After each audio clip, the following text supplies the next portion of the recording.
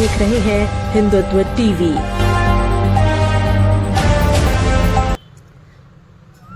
छत्तीसगढ़ में फिर से एक नई पार्टी का उदय हुआ है। स्थानीय लोगों द्वारा निर्मित नई पार्टी का नाम हमर छत्तीसगढ़ पार्टी रखा गया है। दुर्ग जिले के बोरसी से यह पार्टी संचालित होगी, जिसमें छत्तीसगढ़ियावाद के साथ साथ विभिन्न मुद्दों पर आगामी विधानसभा चुनाव में पूरे 90 सीटों पर चुनाव लड़ने की घोषणा भी कर दी गई है।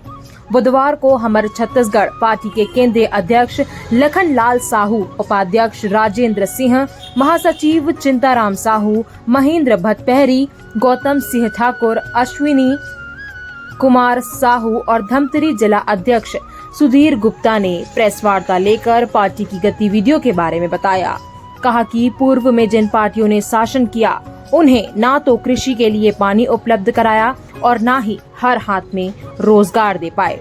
जो मुद्दे रखे उसमें प्रमुख रूप से जाति भेदभाव विहीन समस्त समाज के नागरिकों को सामाजिक एवं जो मुद्दे रखे उसमें प्रमुख रूप से जाति भेदभाव विहीन समस्त समाज के नागरिकों को सामाजिक एवं बुद्धिमत्ता आधारित राजनीतिक उत्थान, कोई भी नागरिक को मनरेगा में काम ना करना पड़े, ऐसी व्यवस्था विकसित करना, छत्तीसगढ़ की संस्कृति एवं विरासत को संरक्षित कर उसे अगली पीढ़ी से अवगत कराना, वन क्षेत्रों की रक्षा करना, सिंचाई की व्यवस्था करना और साथ ही उच्च चिकित्सा निशुल्क प्रदान करना, विश्व स्तरीय तकनीकी गुणवत्ता युक्त शिक्षा प्रणाली विकसित करना, पर्यटन एवं सूचना प्रौद्योगिकी क्षेत्र को प्राथमिकता प्रदान करना, गांव में शहरी व्यवस्था विकसित कर पलायन रोकना, सहकारिता के मूल मंत्र पर आधारित ग्रामीण अर्थव्यवस्था को विकसित करना शामिल है। पत्रकारों के जवाब देते हुए पदाधिकारियों ने बताया कि वे आगामी विधानसभा चुनाव में पूरे 90 सीटों पर चुनाव लड़ेंगे और उनकी ही सरकार आएगी।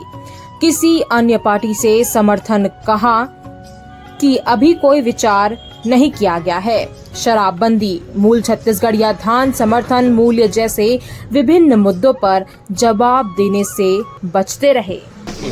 ये हमारे छत्तीसगढ़ पार्टी की एक बैठक थी, जो नए पार्टी के रूप में छत्तीसगढ़ में लॉन्च हुई है और अब हमारे वरिष्ठ लोग छत्तीसगढ़ में घूम घूम के कहाँ क्या समस्या किस ढंग से क्या है उसका वो करके एक घोषणा पत्र तैयार करके पूरे 90 विधानसभा में चुनाव लड़ने का मंशा बनाएंगे, जो आने वाले समय में अपन एक बहुत बड़े शक्ति के रूप में उभरेंगे।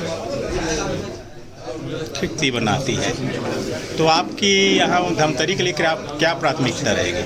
अगर पार्टी मुझे प्रत्याशी बनाती है तो मैं दमखम के साथ लड़ूंगा चुनाव और दोनों ही पार्टी की अभी तक की रीति नीति को मैं लोगों तक बताकर अपनी पार्टी को ऊपर रखकर मैं आगे की कार्यवाही और आगे का वो रूपरेखा तैयार करूंगा। कभी हमारा अभी जो पार्टी बना है वो समर्थन में बैठने वाली पार्टी नहीं है, समर्थन लेने वाली पार्टी जरूर है। लोग जो समर्थन देंगे तो हम उनका समर्थन लेंगे, समर्थन में बैठने वाली स्थिति नहीं आएगी।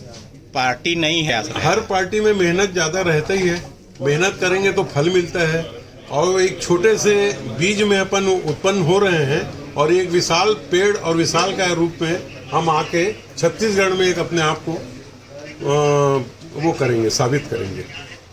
इसको बहुत पहले से इसकी तैयारी चल रही थी। हमारे पूरे टीमों ने अलग अलग सब जिलों में ये चर्चा हुई कि हमारे छत्तीसगढ़ में छत्तीसगढ़ का विकास कैसे होगा, छत्तीसगढ़ का हित कैसे होगा, इस पर हम लोगों ने चर्चा किया। यहाँ के विकास पे, यहाँ के लोगों पे स्थानीय स्तर पर ये व्यवस्था होना चाहिए। बहुत सारी समस्या है और इस समस्या का समाधान निकालना हमारा काम है। अभी राज्य में मुख्यमंत्री भूपेश बघेल हैं, वो क्षेत्रीयतावाद के आधार पे, छत्तीसगढ़ियावाद के आधार पे मुख्यमंत्री बन गए और उनको जनादेश भी मिला और सरकार भी ठीक ठाक चल रही। उस स्थितियों में आप कह रहे हैं कि छत्तीसगढ़िया मुख्यमंत्री रहने के बाद भी जो वांछित विकास है वो नहीं हो पा रहा है, तो इसका क्या कारण देखते हैं आप? अब इसका कारण मैं किसी पार्टी के बारे में नहीं बोल सकता, पर ये जरूर बोलता हूँ, आप लोगों को मालूम है कि अभी दोनों राष्ट्रीय पार्टी के विधायक हैं यहाँ छत्तीसगढ़ में। उन लोगों ने अभी कहा कि छत्तीसगढ़ में हमारे ज़िले में हमारे क्षेत्र में विकास नहीं हो रहा है, हमको 100 करोड़ चाहिए। अभी पेपरों में भी छपा है 100 करोड़ मांग रहे हैं, दोनों पार्टी के विधायक लोग। तो इससे आपको क्लियर हो जाता है कि हाँ विकास नहीं हो पा रहा है। तो मतलब विकास के मुद्दे में आपकी हमारे छत्तीसगढ़ पार्टी जो है हाँ मैदान में उतर रही है, तो पूरे प्रदेश में कितनी सीटों पर चुनाव लड़ने वाले हैं हम तो 90 सीटों पे लड़ेंगे, क्योंकि हमारा काम पूरे गांव-गांव चल रहा है।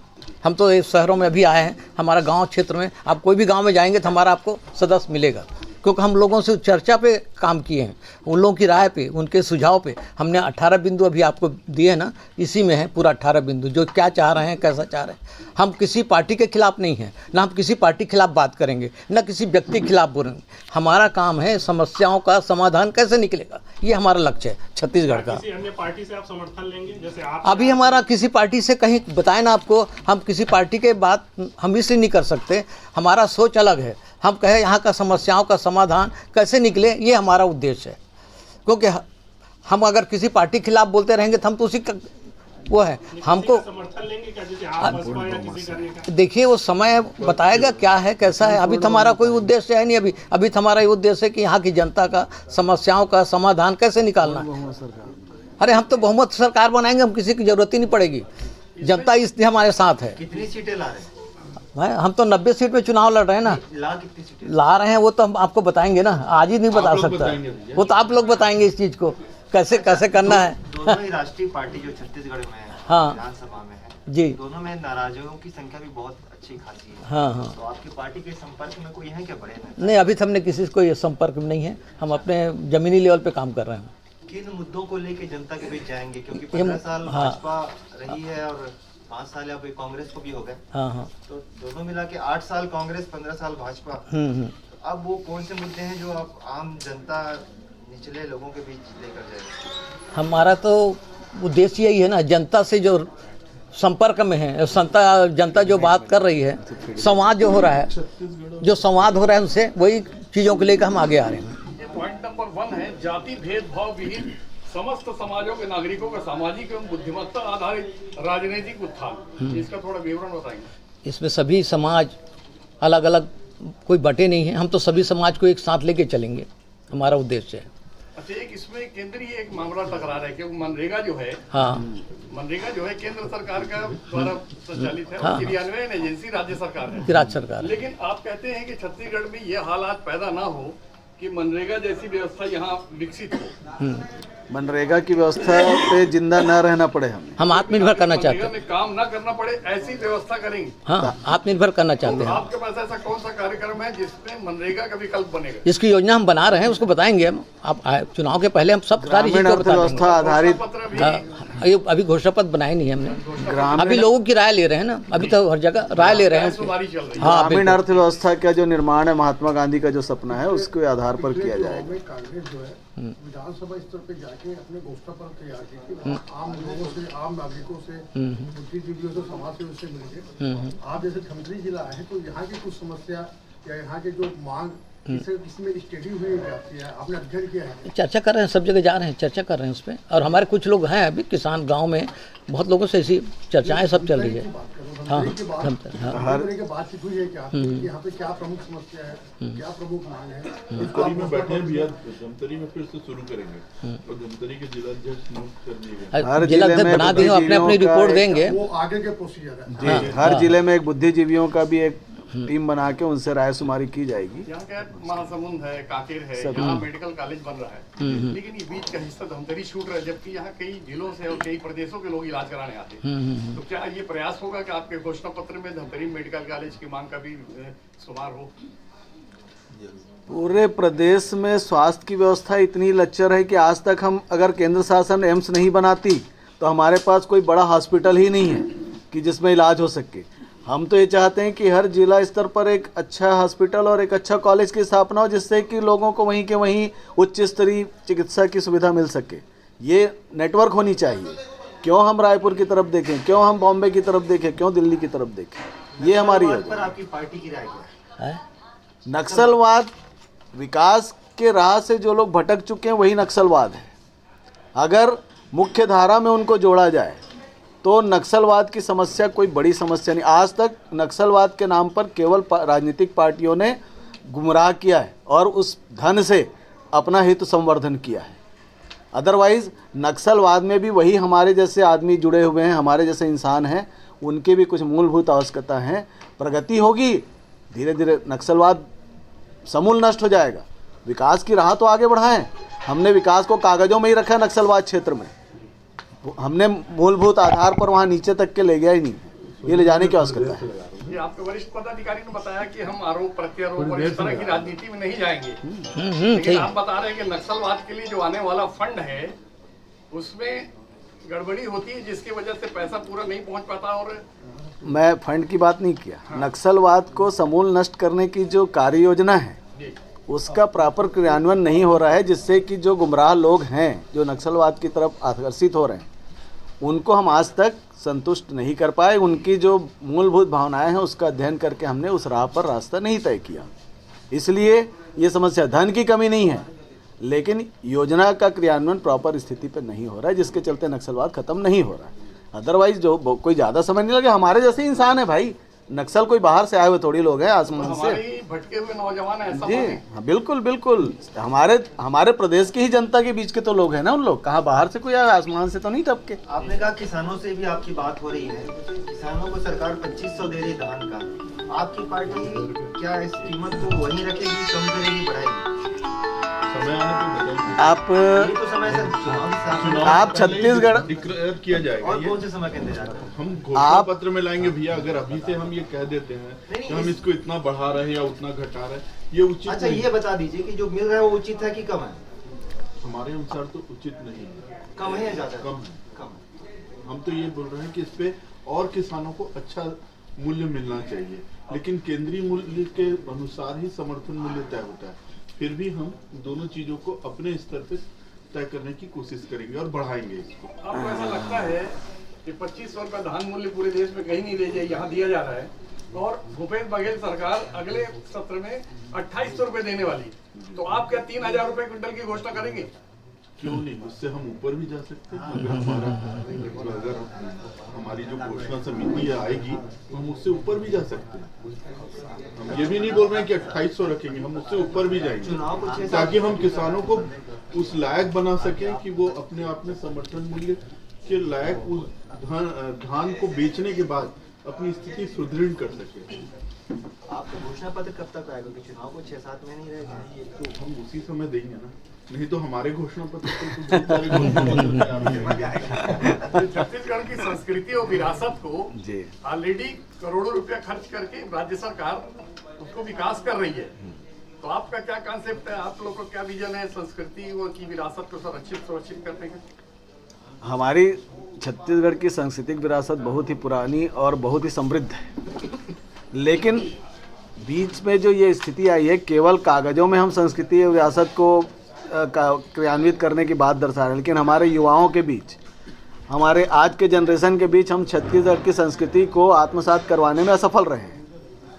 और जब तक कि हम आज युवा पीढ़ी को हम छत्तीसगढ़ी भाषा, छत्तीसगढ़ी संस्कृति, छत्तीसगढ़ी रहन सहन, इन सब चीज़ों के विषय में उचित जानकारी और मार्गदर्शन नहीं देंगे, हम छत्तीसगढ़ की विरासत को आगे नहीं बढ़ा पाएंगे और यहीं पर ये केवल कागज़ों में रह जाएगा। इसलिए युवाओं को उससे जोड़ना और उसका क्रियान्वयन कराना, उसकी महत्ता को बताना, ये हमारी जिम्मेदारी है।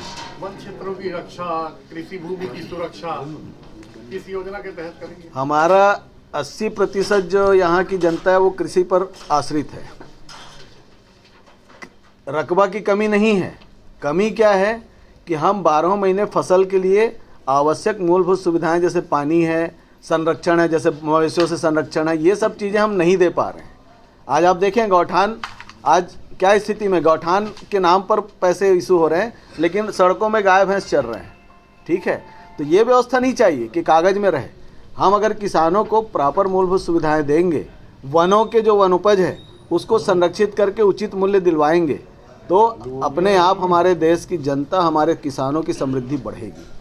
ये गरीबी हटाओ का एक अभिशाप है गरीबी। 1971 से इंदिरा गांधी ने गरीबी हटाओ देश बचाओ का नारा दिया था, आज तक गरीबी नहीं हटी। तो आप सिर्फ राज्य सरकार की गरीबी हटाएंगे कि पूरे देश? भाई हम छत्तीसगढ़ की बात कर रहे हैं, 40% गरीबी है छत्तीसगढ़ में। आपको आश्चर्य होगा, दूसरे नंबर पर पूरे देश में।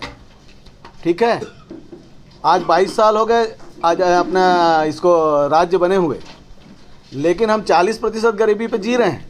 जबकि संसाधन है, समृद्धि है, हर प्रकार के मिनरल्स हैं, खेती है, वन है, फिर क्या कारण है कि हम गरीबी नहीं हटा पाए? तो ये केवल ग्रामीण अर्थव्यवस्था की स्थापना नहीं हो पाना, किसानों को और अन्य उत्पादकों को उचित बाजार नहीं मिल पाना, बाजारों का नेटवर्क नहीं होना, ये बहुत बड़ी खामियां हैं। इसको आगे दूर करके हम समृद्धि ला सकते हैं। कि पूरे विश्व में छत्तीसगढ़ जो है सबसे धनी, सबसे संपन्न प्रदेश है पूरे विश्व में। थोड़ी देर बात करते हैं। अब ये दुर्भाग्य की बात है कि 22 साल पूरे हो गए छत्तीसगढ़ बने हुए, लेकिन छत्तीसगढ़ के जो आदिवासी हैं, मूल निवासी हैं, वो दुनिया में सबसे निर्धन हैं। जो प्रदेश दुनिया में सबसे बड़ा संपन्न है, वहाँ का आदमी सबसे ज़्यादा निर्धन हो, सबसे ज़्यादा उपेक्षित हो, सबसे ज़्यादा शोषित हो। ये आज तक जितने लोगों ने भी यहाँ पर शासन किया है, उन्होंने छत्तीसगढ़ के साथ नमक हरामी की है, छत्तीसगढ़ के मूल निवासियों का हक नहीं दिया। हम तो पुलिस कचहरी पटवारी का अत्याचार मिटा देंगे और छत्तीसगढ़ के हर जवान को हम रोजगार दिला देंगे। ये हमार छत्तीसगढ़ का मुख्य ध्येय है। हम भीख नहीं देंगे छत्तीसगढ़ियों को, पौरुषवान बना करके, सामर्थ्यवान बना करके उनको उद्योग धंधा सिखाएंगे और उन उद्योग धंधों के माध्यम से वो भिखारी नहीं, मुफ्त का चावल नहीं, पुरुषार्थ का चावल खाएंगे और दूसरों को दान देंगे। ये छत्तीसगढ़ियों का दान देने का काम है। आज तक जितने लोगों ने यहाँ शासन किया, वो छत्तीसगढ़ियों को भिखमंगा बना दिया। और जब भी किसी देश के नागरिक को मुफ्त में कुछ चीज़ मिलता है तो नपुंसक हो जाता है। जो अपने पुरुषार्थ की कमाई नहीं खाता है, वो नपुंसक हो जाता है।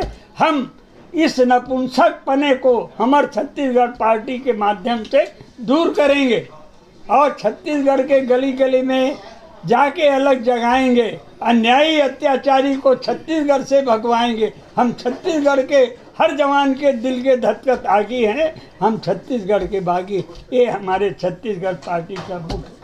आज ये सबसे बड़ा सवाल ये उठ रहा है कि छत्तीसगढ़िया कौन है, छत्तीसगढ़ की परिभाषा क्या है? देखिए, जो छत्तीसगढ़ के लिए अपना तन मन धन सब अर्पित करने के लिए तैयार है, वो छत्तीसगढ़िया है। वो चाहे आज आया हो चाहे कल आया हो। और जो छत्तीसगढ़ का शोषण कर रहा है, वो चाहे यहाँ 1000 वर्ष से रह रहा हो, छत्तीसगढ़ का शोषण करता छत्तीसगढ़िया नहीं है। छत्तीसगढ़ का आपने मूल निवासी कहा, तो मूल निवासी की परिभाषा क्या है? आपने मूल निवासी कहा। भाई, मूल निवासी का मतलब है जो शुरू से यहाँ रहते रहे। आप किनको मानते हैं? मूल आदिवासी हैं यहाँ शुरू से। भाई, यहाँ पर मुख्य रूप से आदिवासी जो हैं, वनवासी जो हैं, वो यहाँ के मुख्य निवासी रहे रामायण काल से। आप रामायण काल में भी देखिए तो ये दंडकारण्य था, तब भी ये दंडक वन में रहने वालों का मूल भूमि था, आज भी है।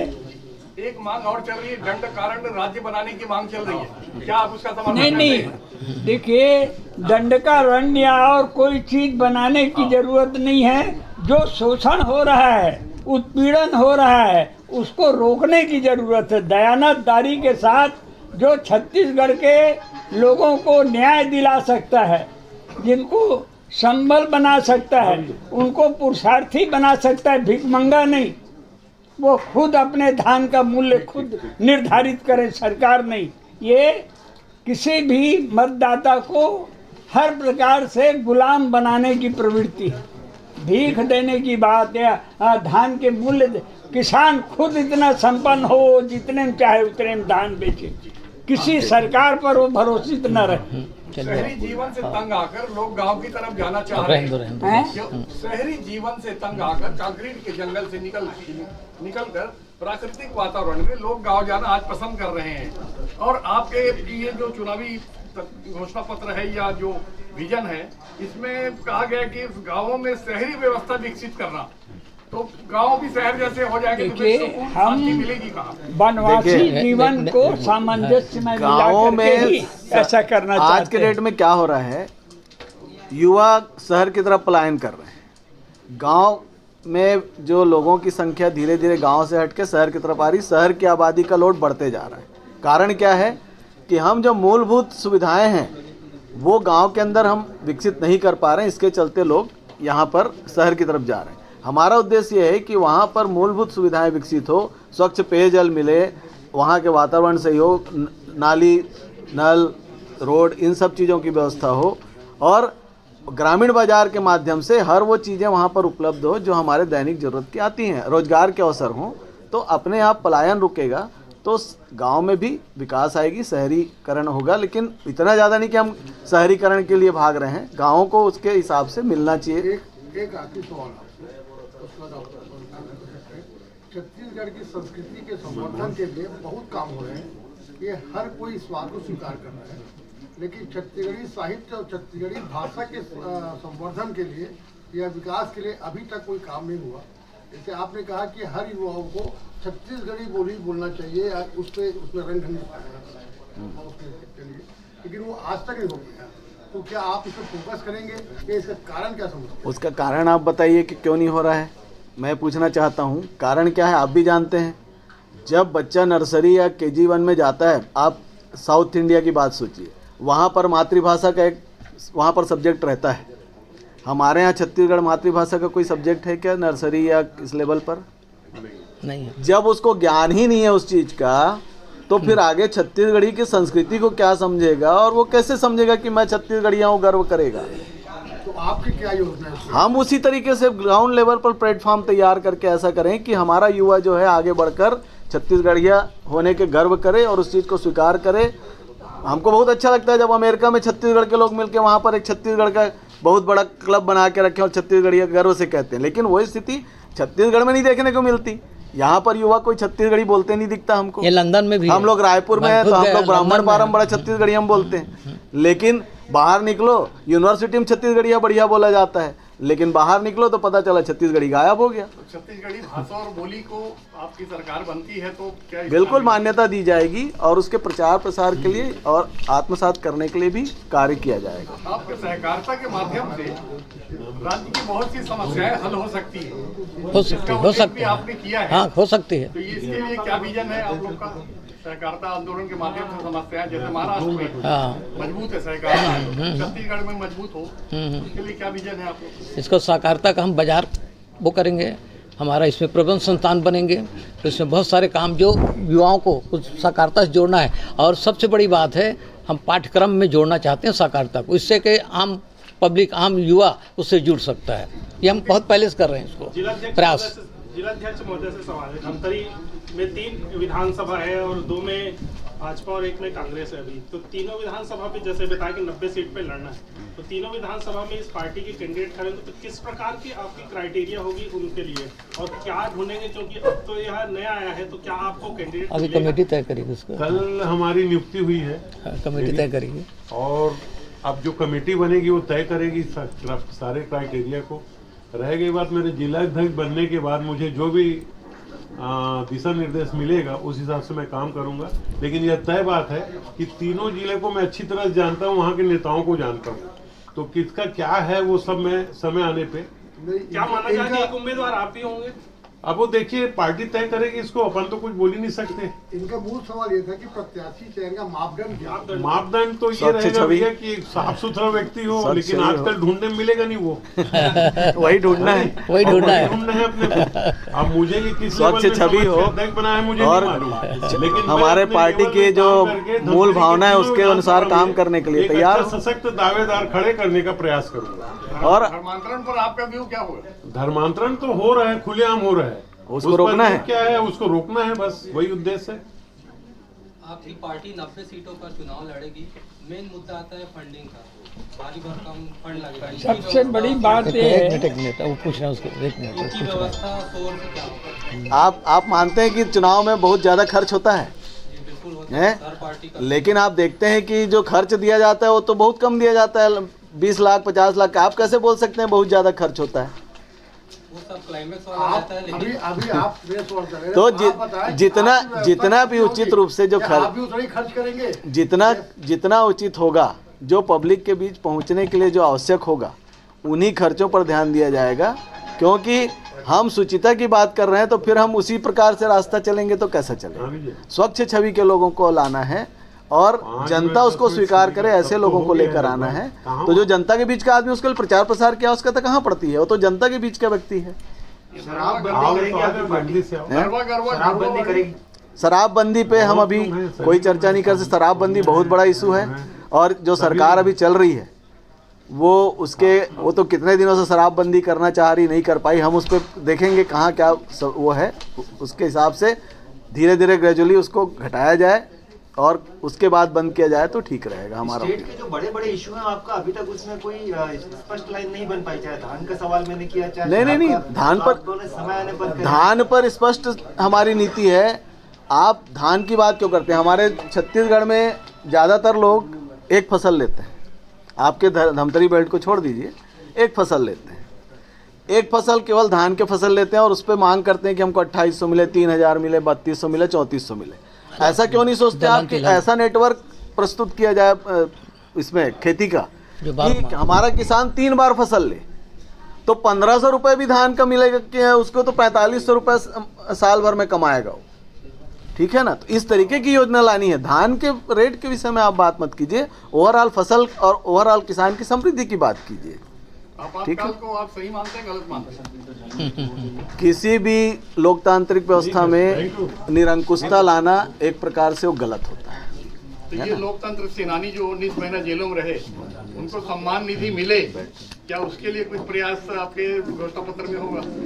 भाई उस पर देखिए विचार। अभी तो जो पार्टी सत्ता में थी, केंद्र में सत्ता है, उनके ज़्यादातर लोग आपातकाल में जेल में थे और वो लोग निर्णय कर रहे हैं। हम देखेंगे अगर हमारे लिए उचित हुआ उस पर कुछ करने का। हमारी सत्ता अगर आती है तो उस पर भी हम कोई ठोस निर्णय लेंगे। धमतरी जिले की सभी छोटी बड़ी खबरें देखने के लिए हमारे चैनल हिंदुत्व टीवी को लाइक, शेयर, सब्सक्राइब जरूर करें और साथ ही बेल आइकॉन को दबाना ना भूलें।